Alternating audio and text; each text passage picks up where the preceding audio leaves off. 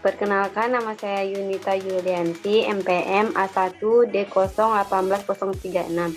Di sini saya akan menjelaskan mengenai tipe dan struktur ekosistem perairan tawar.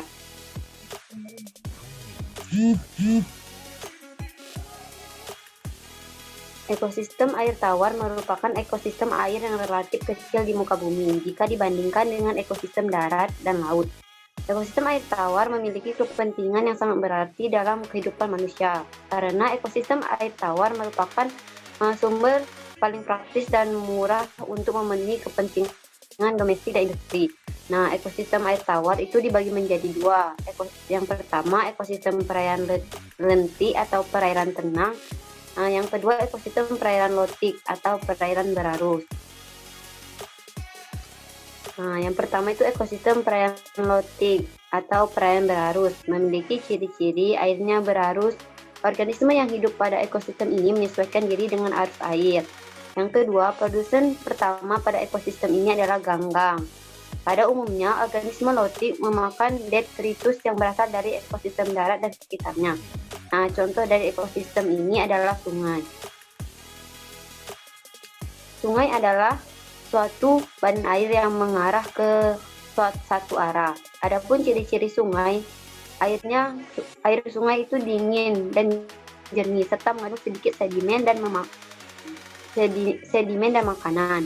Aliran air dan gelombang secara konstan memberi oksigen pada air. Sungai biasanya berasal dari area pusat air, yaitu pegunungan.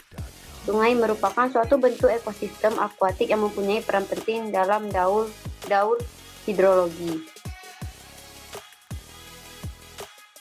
Zonasi habitat air mengalir atau lotik itu dibagi menjadi dua, zonasi menurut gradien dan zonasi menurut aliran air. Yang pertama itu zonasi menurut gradien terbagi menjadi tiga, yaitu daerah hulu, daerah pertengahan, dan daerah hilir. Sedangkan zonasi menurut aliran air terbagi menjadi dua, zona air lambat dan zona air cepat.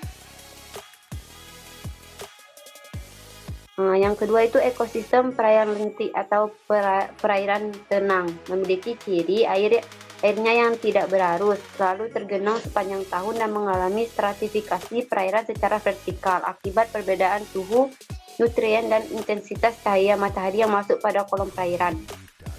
Kadar oksigen yang terlalu tidak terlalu besar karena keadaan arusnya yang tenang. Organisme yang pada ekosistem lentik cenderung beragam dan tidak berganti-ganti. Tumbuhan yang umumnya berupa alga dan tumbuhan air mengapung lainnya.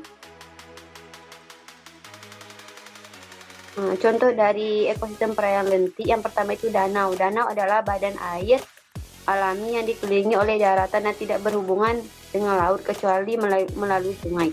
Danau bisa berupa cekungan yang terjadi karena peristiwa alam yang kemudian menampung dan menyimpan air yang berasal dari hujan, mata air rembesan, dan atau air sungai. Zona danau secara horizontal terbagi menjadi 4. Yang pertama,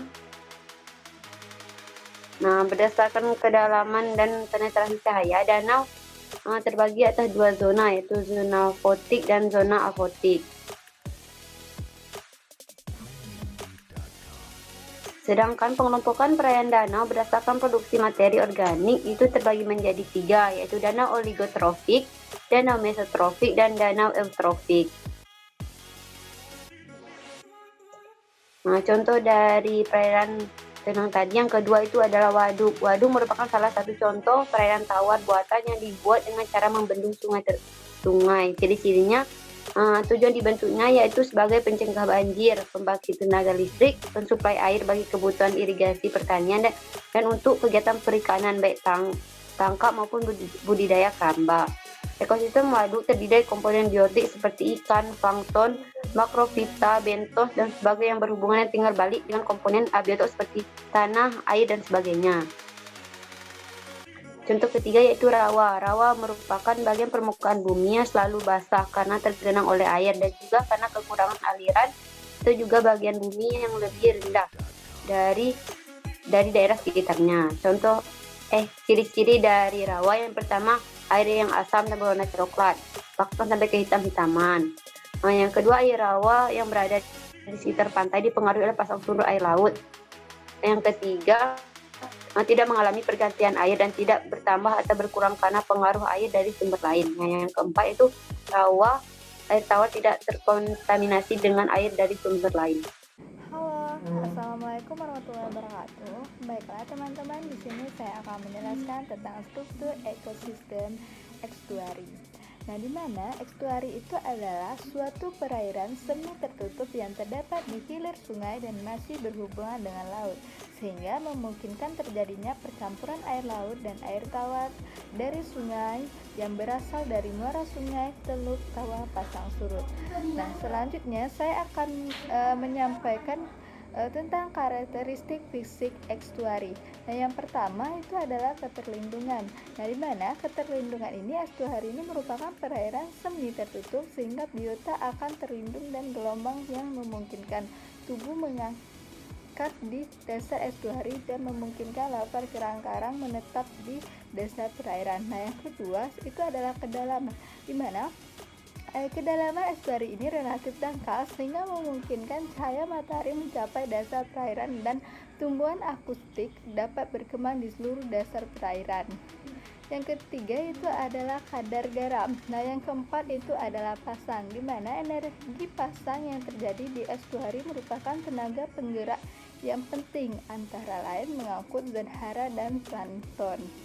Nah, yang selanjutnya adalah substrat, yaitu sebagian besar estuari didominasi oleh substrat berlumpur yang berasal dari sedimen yang dibawa melalui air tawar. Nah, selanjutnya saya itu akan menjelaskan adaptasi organisme pada ekosistem estuari. Yang pertama itu adalah adaptasi morfologis, di mana adaptasi ini organisme yang mendiami substrat berlumpur seringkali beradaptasi dengan membentuk rumbai-rumbai halus atau rambut atau atau stek yang menjaga jalan masuknya ke ruang pernapasan agar permukaan ruang pernapasan tidak tersumbat oleh partikel lumpur. Yang kedua itu adalah adaptasi fisiologis, di mana adaptasi ini yang diperlukan untuk kelangsungan hidup organisme estuari adalah berhubungan dengan keseimbangan ion cairan tubuh menghadapi fluktuasi salinitas eksternal. Yang terakhir itu adalah adaptasi tingkah laku. Nah, di mana adaptasi tingkah laku ini salah satunya bentuk adaptasi yang dilakukan oleh organisme estuari adalah membuat lubang ke dalam lumpur. Selanjutnya itu adalah saya akan menyampaikan fungsi estuari, fungsi ekologis estuari. Yang pertama itu adalah sebagai sumber zat hara dan bahan organisme yang diangkut lewat sirkulasi pasang surut. Yang kedua, menyediakan habitat bagi sejumlah spesies hewan yang bergantung pada estuari sebagai tempat berlindungan dan tempat mencari makan. Yang ketiga, sebagai tempat untuk berproduksi dan atau tempat tumbuh besar, terutama bagi sejumlah spesies udang dan ikan. Sedangkan secara umum estuari ini dimanfaatkan oleh manusia sebagai besar, satu sebagai tempat permukiman, yang kedua sebagai tempat penangkapan dan budidaya sumber daya ikan, yang ketiga sebagai jalur transportasi, yang keempat sebagai pelabuhan dan kawasan industri. Nah, baiklah teman-teman, mungkin itu saja yang dapat saya sampaikan. Mohon maaf jika ada kesalahan. Saya akhiri, wabillahi taufiq wal hidayah. Wassalamualaikum warahmatullahi wabarakatuh. Baiklah, saya Yogi Falfa dengan NPM A1D 018049. Di sini saya akan menjelaskan materi tentang ekosistem laut. Nah, ekosistem laut atau disebut juga ekosistem bahari merupakan ekosistem yang terdapat di perairan laut, terdiri atas ekosistem perairan dalam, ekosistem pantai pasir dangkal atau bitarol, dan ekosistem pasang surut. Jadi, adapun ciri-ciri dari ekosistem air laut ini, yang pertama dia itu memiliki salinitas tinggi. Semakin mendekati khatulistiwa, salinitasnya itu semakin tinggi. Yang kedua, NaCl mendominasi mineral ekosistem laut hingga mencapai 75%. Yang ketiga, iklim dan cuaca tidak terlalu berpengaruh pada ekosistem laut. Dan yang keempat, memiliki variasi perbedaan suhu di permukaan dengan di kedalaman. Nah, Selanjutnya yaitu pembagian zona ekosistem air laut dimulai dari pantai hingga ke tengah laut. Yang pertama ada zona litoral atau yang lebih dikenal dengan zona pasang surut. Yang kedua adalah zona neritrik, merupakan daerah laut dangkal yang kedalamannya itu kurang dari 200 meter. Yang ketiga adalah zona batial, memiliki kedalaman air 200 meter sampai dengan 2000 meter dan keadaannya remang-remang. Yang keempat adalah zona absial, merupakan daerah laut yang kedalamannya gelap. Nah, selanjutnya adalah macam-macam ekosistem air laut. Nah, yang pertama itu ada ekosistem laut dalam. Jadi pada ekosistem ini tidak ditemukan produsen. Organisme yang dominan pada ekosistem laut dalam ini hanyalah predator dan ikan yang pada penutup kulitnya itu mengandung fosfor, sehingga dia itu dapat bercahaya di tempat yang gelap. Selanjutnya adalah ekosistem terumbu karang. Jadi pada ekosistem terumbu karang ini terdapat di laut yang dangkal dengan air yang jernih. Nah, organisme yang hidup di ekosistem ini antara lain hewan terumbu karang atau Solentrata, hewan spons atau Porifera, moluska atau kerang, dan juga bintang laut, serta ikan dan juga ganggang. Nah, selanjutnya adalah ekosistem estuari. Jadi ekosistem estuari ini terdapat di daerah pencampuran air laut dengan air sungai. Salinitas air di estuari ini lebih rendah daripada air laut, tetapi lebih tinggi daripada air tawar, yaitu sekitar 5 sampai dengan 25 ppm. Di daerah estuari dapat ditemukan tipe ekosistem yang khas, yaitu padang lamun atau seagrass dan juga hutan mangrove. Selanjutnya adalah ekosistem pantai pasir. Jadi ekosistem pantai pasir ini pencampuran air laut dengan ekosistem pantai pasir ini terdiri atas hamparan pasir yang selalu terkena deburan ombak air laut. Di tempat ini angin itu bertiup kencang dan cahaya matahari bersinar kuat pada siang hari. Vegetasi atau tumbuhan yang dominan adalah formasi pers capre dan formasi Barringtonia. Selanjutnya adalah ekosistem pantai batu. Sesuai dengan namanya, ekosistem pantai batu ini memiliki banyak bongkahan batu besar maupun kecil. Organisme yang dominan di sini yaitu ganggang coklat, ganggang merah, siput, kerang, kepiting, dan juga burung. Nah, ekosistem ini banyak dijumpai di pantai selatan Jawa, pantai barat Sumatera, Bali, Nusa Tenggara, dan juga Maluku. Nah, selanjutnya yaitu pemanfaatan ekosistem air laut. Yang pertama itu adalah laut sebagai sumber makanan. Nah, dikatakan sebagai sumber makanan karena makanan yang biasa kita makan itu berasal dari laut, seperti ikan, rumput laut, garam, dan lain sebagainya. Yang kedua adalah untuk mengontrol iklim dunia. Nah, tanpa peranan laut, maka hampir keseluruhan planet bumi ini akan menjadi terlalu dingin bagi manusia untuk hidup, karena laut memiliki peranan penting dalam mengontrol iklim dunia dengan memindahkan panas dari ekuator menuju daerah kutub. Hampir 60% penduduk di bumi ini hidup atau tinggal di daerah sekitar laut. Yang ketiga adalah laut sebagai tempat rekreasi dan hiburan. Maksudnya ini adalah selain digunakan untuk iklim dunia dan sumber makanan tadi, laut juga dijadikan salah satu pilihan untuk tempat berwisata atau rekreasi. Selanjutnya adalah pembangkit listrik tenaga ombak, angin pasang surut, dan sebagainya. Yang kelima adalah tempat budidaya ikan, kerang, mutiara, lumpur laut, dan sebagainya. Yang keenam adalah laut sebagai tempat barang tambang. Saya Meli Abdalia Daha, MPMA 1D018051 akan menjelaskan tentang ekosistem laut. Yang pertama yaitu pemanfaatan laut, yaitu yang pertama sebagai objek riset penelitian, selanjutnya laut sebagai sumber air minum, lalu laut sebagai jalur transportasi, kemudian manfaat laut sebagai penduduk lokal. Kemudian saya akan menjelaskan pencemaran laut. Pencemaran laut merupakan suatu peristiwa masuknya material pencemar seperti partikel kimia, limbah industri, limbah pertanian, dan perumahan ke dalam laut yang bisa merusak lingkungan laut. Salah satu penyebab pencemaran laut adalah kapal yang dapat mencemari sungai dan samudra dalam banyak cara, misalnya melalui tumpahan minyak, air, penyaring, dan residu bahan bakar. Kemudian, saya akan menjelaskan penanggulangan pencemaran laut dengan cara membuang alat pengelola limbah penimbuhan atau alokasi bahan pencemar tempat yang aman, dan daur ulang limbah. Kemudian, mengingat demikian luas laut, maka salah satu cara penanggulangan pencemaran di laut adalah dengan upaya pencegahan. Selanjutnya, informasi pemantauan tentang 4 kategori. Yang pertama yaitu kepatuhan komplit, yang kedua verifikasi model, yang ketiga pemantauan perubahan, yang keempat peranan baku mutu pengendalian. Kemudian, selain kegiatan pemantauan lingkungan laut, ada beberapa tindakan nyata yang dapat dilakukan agar pencemaran dan kerusakan ekosistem laut dapat dicegah dan dihindari sedini mungkin. Yang pertama, kegiatan berupa pelarangan dan pencegahan, yaitu melarang dan mencegah semua kegiatan yang dapat mencemari ekosistem laut. Kemudian yang kedua, kegiatan pengendalian dan pengarahan yang meliputi teknik penangkapan biota. Kemudian yang terakhir, kegiatan penyuluh tentang keterbatasan sumber daya. Kemudian yang keempat, melakukan kegiatan konservasi dan meliputi konservasi pada kawasan ekosistem laut. Kemudian yang kelima, melakukan kegiatan pengembangan yang meliputi budidaya, penelitian, pendidikan, dan pembuatan buku-buku, pedoman, dan perda yang dijabarkan dari Undang-Undang Lingkungan Hidup terkait lingkungan laut.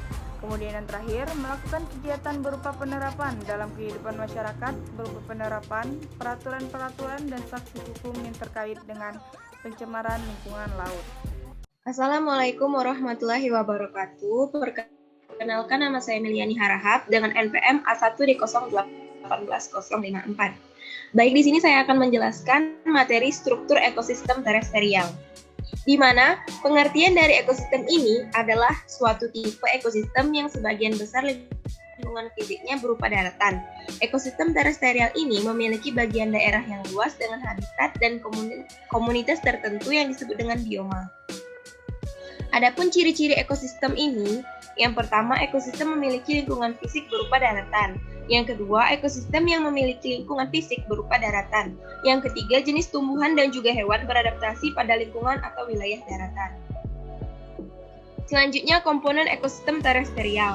Komponen yang pertama yaitu komponen biotik. Komponen biotik atau komponen berupa makhluk hidup yang ada di ekosistem daratan banyak sekali, ada binatang, tumbuhan, manusia, serta organisme lainnya. Dan yang kedua, komponen abiotik. Komponen abiotik atau komponen yang tidak hidup di ekosistem darat yaitu suhu, cahaya matahari, air, iklim, tanah, dan lainnya. Adapun jenis-jenis ekosistem terestrial, yang pertama bioma hutan gugur, di mana tumbuhan ini hidup memiliki daun yang lebar, terdapat di daerah yang memiliki 4 musim, yaitu musim dingin, musim semi, musim panas, dan musim gugur. Tumbuhan ini melakukan fotosintesis ketika musim dingin dan dihuni oleh binatang-binatang yang mengalami hibernasi ketika musim dingin menyerang. Yang kedua yaitu bioma sabana. Bioma sabana merupakan ekosistem darat yang berupa rumput dengan diselingi oleh beberapa pohon. Bioma sabana ini dibedakan menjadi 2 jenis, yaitu bioma sabana murni dan bioma sabana campuran. Memiliki curah hujan antara 90 sampai 150 cm per tahun dan ditumbuhi oleh beberapa jenis flora dan fauna. Yang ketiga, bioma tundra. Bioma tundra ini dipecah menjadi 2 macam, yaitu tundra arktis dan tundra alpin. Bioma tundra ini mengalami musim dingin yang sangat panjang hingga mencapai 9 bulan. Mengalami musim panas selama 3 bulan saja. Memiliki flora yang khas yaitu lumut, sphagnum, dan lichen. Mempunyai fauna yang khas juga yaitu bison yang berbulu tebal, rusa kutub, rubah, dan burung ptarmigan. Yang keempat yaitu bioma gurun. Gurun merupakan padang yang memiliki ukuran sangat luas dan memiliki sifat yang tandus. Memiliki curah hujan yang sangat rendah. Keadaan tanahnya sangat tandus karena tidak dapat menyimpan air dan memiliki kecepatan evaporasi atau tingkat penguapan yang sangat tinggi. Yang kelima yaitu bioma taiga. Bioma taiga ini disebut juga hutan boreal. Terdapat di antara iklim subtropis dengan daerah iklim kutub atau di daerah iklim dingin. Terjadi pertumbuhan tanaman ketika musim panas, yaitu selama 3 hingga 6 bulan. Memiliki flora atau tumbuhan yang bersifat homogen atau berseragam. Dihuni oleh beberapa khas fauna, yaitu serigala, burung hitam, dan lainnya. Yang keenam yaitu hutan hujan tropis, memiliki tingkat curah hujan yang sangat tinggi. Itulah mengapa disebut dengan hujan tropis. Mendapatkan sinar matahari sepanjang tahun, suhu lingkungannya tinggi. Pohon yang berada di hutan ini tumbuhnya sangat tinggi. Hutan ini ditumbuhi oleh beberapa tanaman rambat seperti rotan dan anggrek. Kemudian yang ketujuh ada padang rumput. Terdapat di daerah yang memiliki iklim tropis dan juga subtropis. Suhu di padang rumput umumnya terasa panas. Terdapat hewan dan tumbuhan yang tumbuh di padang rumput ini, yaitu rerumputan, reptil, burung, kijang, singa, dan lainnya. Adapun manfaat dari ekosistem terestrial ini, yang pertama yaitu sebagai tempat hidup atau habitat beragam makhluk hidup. Yang kedua mencerminkan bahwa kehidupan daratan itu ada. Yang ketiga sebagai sarana edukasi.